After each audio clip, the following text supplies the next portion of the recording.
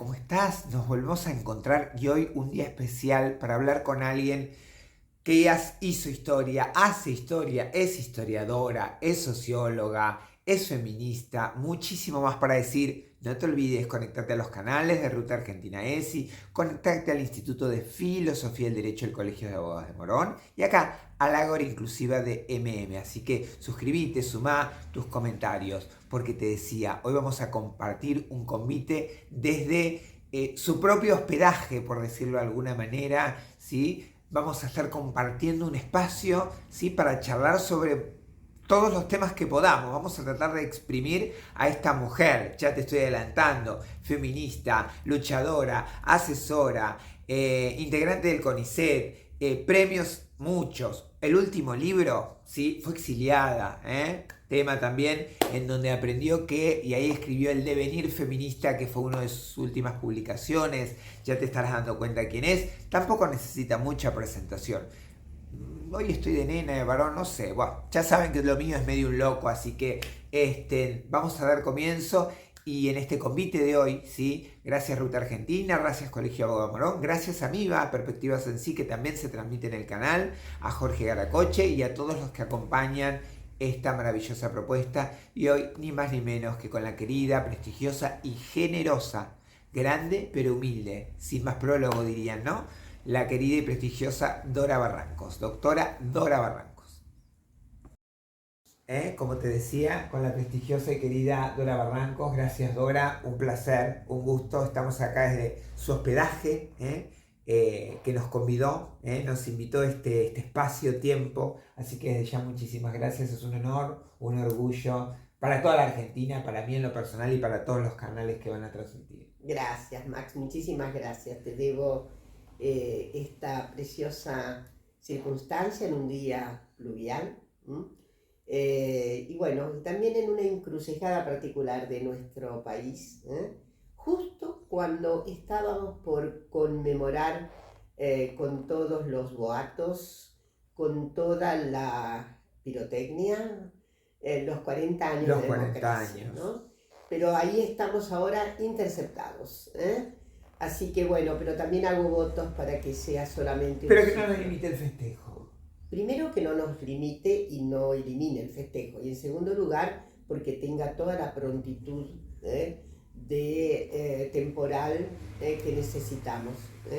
Y por las leyes ganadas, ¿no? ¿Cuántas leyes ganadas y conquistadas y luchadas históricamente desde el movimiento de mujeres, entrando al feminismo, entrando a los estudios de género, digo, ¿no? Y son 40 años 40 en años. donde el balance, desde nuestra perspectiva y desde la perspectiva de las diversidades, diciendo diversidad ya decimos todo, ¿no? Sí, Pero sí. es necesario tal vez decir muchísimo más, pluralizar más el significado, yo diría la semiología que tiene el arco enorme de las diversidades sexogenéricas. Sí, Así que bueno, y hemos ganado muchísimos derechos al punto de que la Argentina está localizada hoy en como pionera. En un sitial muy particular en el concierto, sobre todo regional, ¿no? Sí. Bueno, qué interesante, ¿no? Pensarnos en estos 40 años de democracia ganados, que no nos limiten los festejos, en pensarnos, en pensarte, acordate, suscribite a los canales y en pensarse, ¿sí? Con la querida Dora Barrancos, estas leyes, como pioneras, pioneros que somos, en la República Argentina, con tantos derechos conquistados que vienen de luchas, de derramar sangre, de gente que ha quedado en el camino, y hoy también, digo, porque hay que seguir, ¿no? Hicimos mucho, pero queda todavía, y siempre nos va a ir quedando. Lo primero que te quería preguntar, vos estuviste exiliada en la época de la dictadura, ¿sí?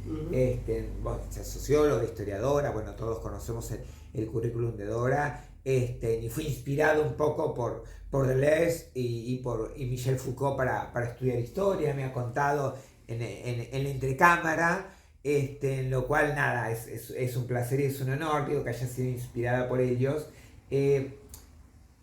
Conociste el feminismo, incluso hiciste una charla en TEDx sobre el feminismo, y terminaste con una frase muy tuya que yo se la uso, así que cuando la usan ya saben que no es mía, es de ella, vidas dignas de ser vividas, Digo, ¿cómo es esto de devenir feminista y cómo fue tu encuentro allá en Portobelo, Brasil, en tu exilio? Te exiliaron, ella era socióloga. Empezó estudiando Derecho, les cuento. Por suerte no estudió Derecho, lo bien que hizo, lo bien que hizo. Perdonen a mis Lo colegas. bien que hice para, evidentemente, salvaguardar inclusive a la profesión, ¿no? No, Hubiera no, sido- al revés, al revés.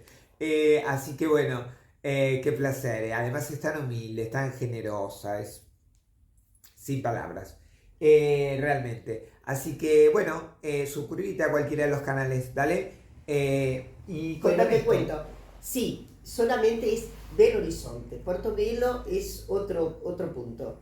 Hubiera sido hermoso estar por la región estrictamente costera, pero a mí me tocó el exilio en un área completamente mediterránea. Belo Horizonte está efectivamente sin ninguna posibilidad de limitar con el Atlántico, a diferencia de Río y de San Pablo, Claro que ¿no? tienen. Que tienen, y del Nordeste. Pero bueno, quiero contarte muy resumidamente que yo era una militante política, social, en el 76, que se vino el terrorismo de Estado encima, que me siento una sobreviviente porque además yo pude salir al exilio y en circunstancias muy dolorosas. Esa primera salida tuve que hacerla sin mis dos hijas mayores porque a la sazón habíamos perdido la patria potestad compartida. Voy a recordar que dos momentos fueron muy significativos para las mujeres. Una fue la Constitución del 49, que en el capítulo Familias tenía clara indicación de la corresponsabilidad respecto de lo que sería entonces digamos, una salida a otra que no la patria potestad patriarcal. Del pater. Del pater.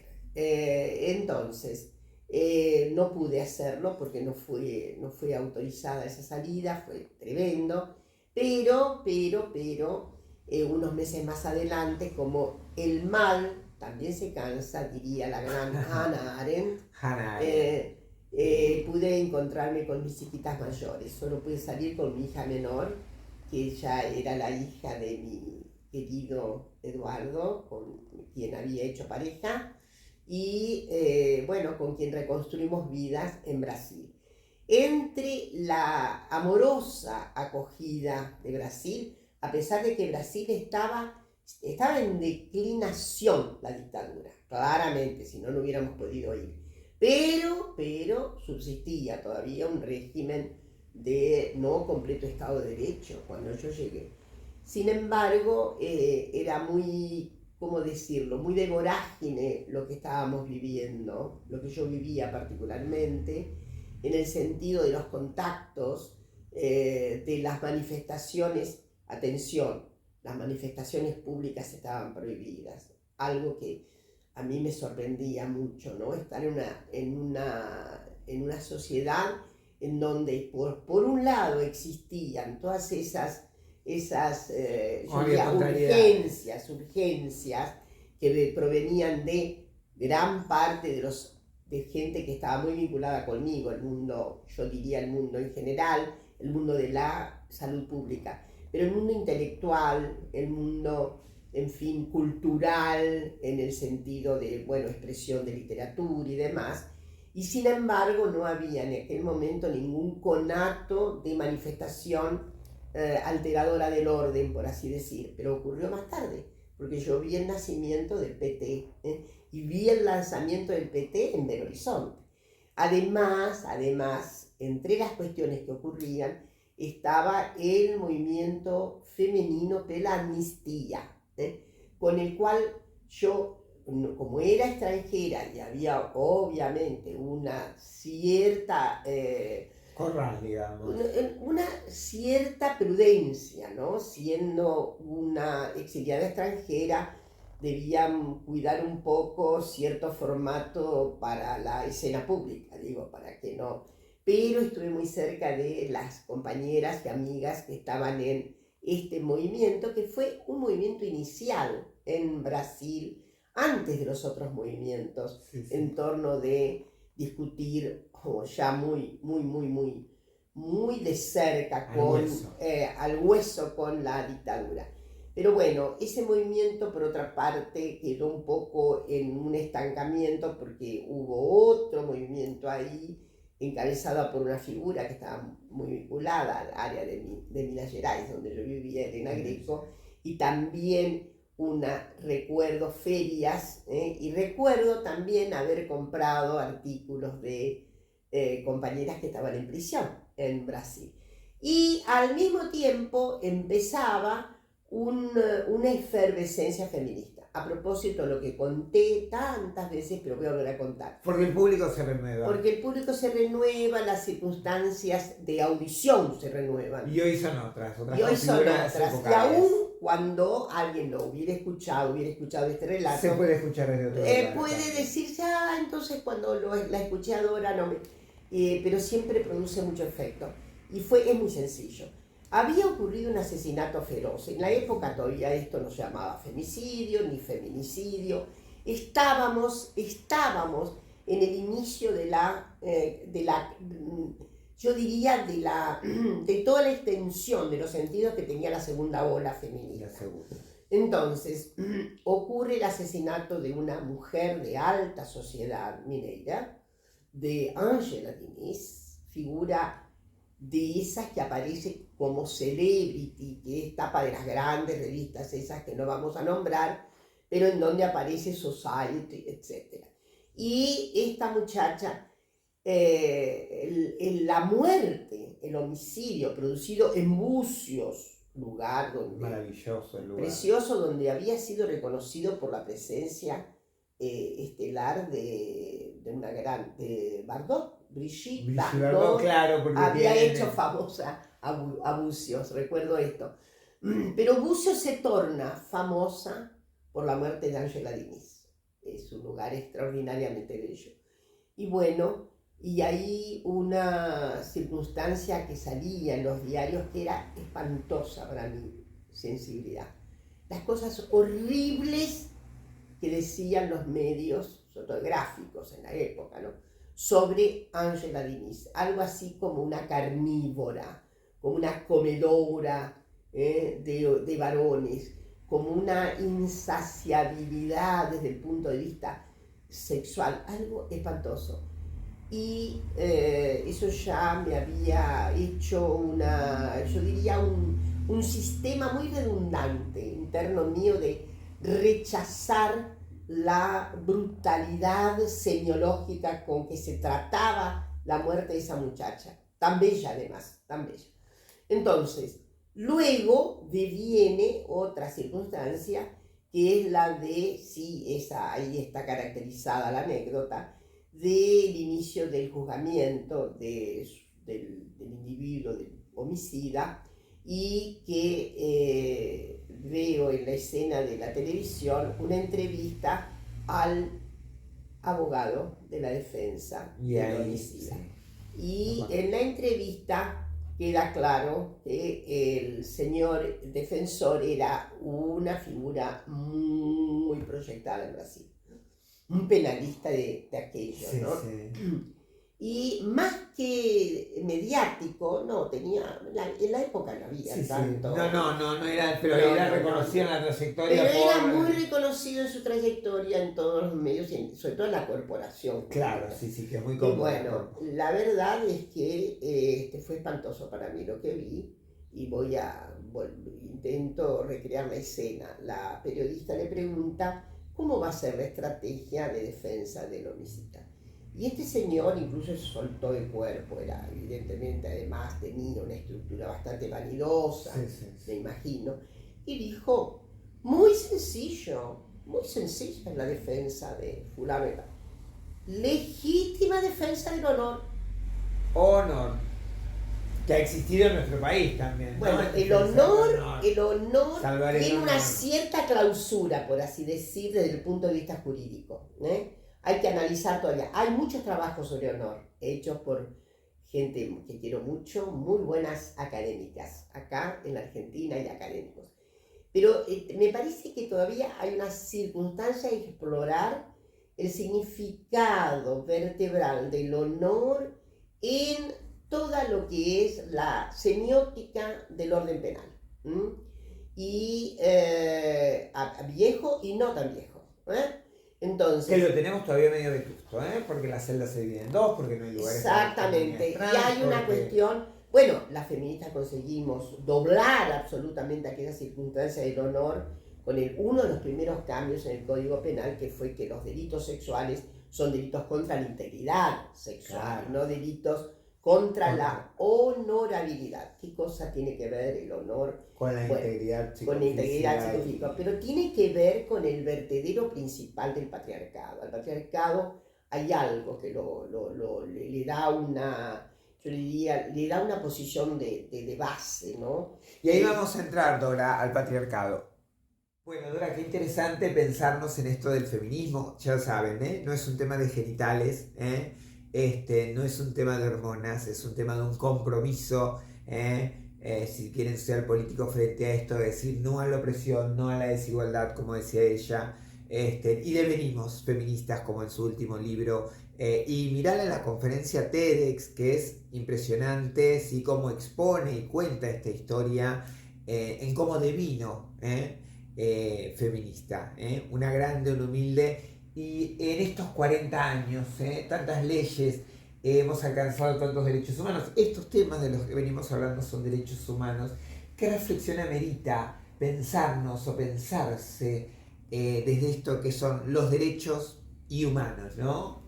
Bueno, estamos a 75 años de la Declaración Universal de Derechos Humanos. Voy a recordar que fue en la coyuntura posguerra, 1948, organización primera de lo que fue Naciones Unidas, en donde estaban excluidas por, obviamente, las potencias del eje que habían sido derrotadas en esa primera invitación que se hizo en la conferencia de San Francisco, que origina después a Naciones Unidas y la gran primera, la Declaración de Derechos Humanos. Voy a decir algo. La inclusión de la representación femenina dentro de la ONU fue propuesta no por Eleanor Roosevelt, como se ha pensado tantas veces, la gran esposa de Roosevelt, a la que queremos muchos por muchas razones, inclusive por su feminismo y demás, pero no fueron sus adláteres que estaban en San Francisco, sino 3 latinoamericanas. Son 3 latinoamericanas las que propusieron que hubiera representación femenina en la ONU. Las voy a nombrar: Berta Lutz, de Brasil; Minerva Bernardino, de Dominicana, de República Dominicana; y Isabel Vidal, la representante de Uruguay. Así que las latinoamericanas hemos tenido una enorme presencia en lo que sería la forja de derechos, inclusive internacionales, mucho que ver en la CEDAW. Mucho que ver, desde luego, con Belén do Pará. Con la Convención para eliminar la forma de discriminación. Exactamente. Y Dora también es una reconocida en América Latina que nos está haciendo lo humilde, pero también podríamos decir, y lo digo yo, en América Latina. Ahora bien, los derechos humanos ustedes saben que hoy los derechos humanos son un plexo integral. No es, antes se pensaba derechos humanos, bueno, sí, la declaración, y podía haber un atajo en la idea de derechos humanos tenían que ver con un derecho de ciudadanía, con un derecho de reconocimiento de lo individual, ahí con un cierto límite. Derechos humanos son el plexo de todos los derechos que nos dan dignidad. Todos los derechos que nos dan dignidad. Entonces, esos son derechos humanos. Y son irrenunciables. Derechos a la salud integral, derechos a ser bien tratados desde la niñez, derechos justamente que se cruzan con los derechos de las niñas, niños y adolescentes, de las infancias, los derechos que tienen las personas con discapacidad, los derechos de las personas que se tienen que jubilar. Es plexo integral, derecho humano. Porque son interdependientes. Exactamente, y porque además, derecho humano fundamental, el reconocimiento sexogenérico, es un derecho humano. Está también dentro de un plexo que en el orden jurídico podríamos llamar son los derechos personalísimos, los derechos que dan idea de un significado muy profundo en nuestra subjetividad. La identidad es una Es algo que efectivamente es innegociable. Y nuestro Código Civil también lo reconoce a nivel interno. Exactamente. Y no olvidemos que me puedo agregar algo, Sí. que tenemos un compromiso, ¿no? Como digo siempre, no solo a nivel interno con nuestra sociedad, sino como Estado parte, con América Latina, con organizaciones, un compromiso social, un compromiso internacional, ético, legal, si se quiere social o moral, con la comunidad internacional y con estos temas de derechos humanos, pero no solo por el compromiso, sino por lo que implica pensarse en clave y en mirada de derechos humanos, ¿no? Sí, claro. La Argentina no ha firmado todas las atrás. convenciones, todas, inclusive las convenciones anteriores, porque una recuerda cierta convención, la CEDAW. Bueno, y cerrando un poco hoy con esta prestigiosa y querida, tan generosa Dora Barrancos, a quien la podés googlear, mirar en tele, en radio, en donde vayas va a estar Dora Barrancos porque es reconocida acá y en América Latina y en otros lugares, así que por eso no había mucho más prólogo para su presentación. Así que unas palabras finales para cerrar, porque nos vamos a quedar con ganas, ¿no? De ese bocadito, de ese postre final, que siempre tiene ella algo más mucho para decir, pero un postrecito más para terminar de cerrar esta ágora inclusiva, porque acordate, no es como la de los griegos que era selecta, androcéntrica, esta es inclusiva. Así que bueno, querido Max, yo diría lo siguiente, no me gusta ser profeta, soy una persona que no, estoy muy lejos de la humildad que señalas, pero sí me siento con una potencia espinociana muy grande. En todos los momentos de adversidad me ha pasado algo. La adversidad en mí produce un efecto impresionante de resistencia y de resiliencia. Entonces, a mí me gustaría decirles que lo que no podemos aceptar jamás es la servidumbre voluntaria. Podemos aceptar fórmulas ominosas que son contingentes, pero tenemos la obligación de resistir con mucha dignidad.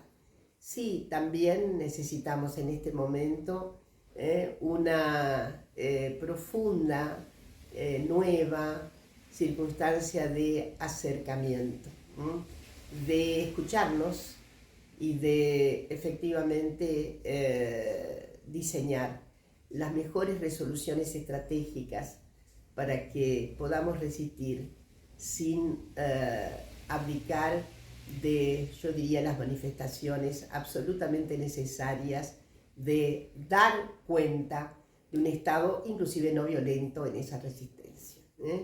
Hago votos para que este futuro que se ve tan negro de inmediato se constituya como una gran oportunidad para reafianzarnos en nuestras conductas más empáticas, más solidarias, más comprensivas, ¿no? Más humanas, más dignas.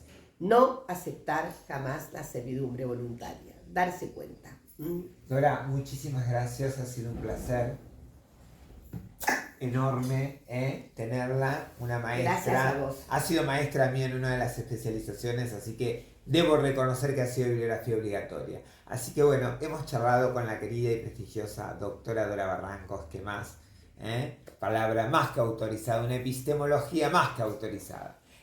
Nos vemos, no te voy a contar de qué trata. Bueno, y ahora sí cerrando, esta ágora que no era como la de los griegos, este androcentrismo griego que en esta ágora participaban algunos, pocos calificados. Acá es inclusiva, muchas voces divergentes, plurales, diversas, reconocidas, anónimas, de los márgenes a la periferia, desde esta epistemología, de este feminismo crítico, de esta mirada integral. Y me quedo con estas palabras de la querida Dora Barrancos, tan generosa, vidas dignas de ser vividas, no a la servidumbre voluntaria, ¿sí? A resistir y a seguir en este camino, que es una tarea de todas, todos y todes, porque el lenguaje no se prohíbe. Gracias Ruta Argentina, gracias Fundación Familias Protectoras, al Dr. López, gracias Cristian Calegari del Instituto de Filosofía del Derecho del Colegio de Abogado Morón y a los canales, a la Asociación de Artistas, de Músicos y Músicas, Amiba, Caracoche, por transmitir también en los canales. Y bueno, hoy hemos tenido el lujo y el honor de compartir, de convidar de que nos convide de su saber, la querida y prestigiosa Dora Barranco. Suscríbete, sumate. Nos estamos viendo en el próximo Ahora, pero no te voy a contar de qué se trata. Hoy medio loco, ¿no? No binario, bah, no importa, esto es cualquier cosa.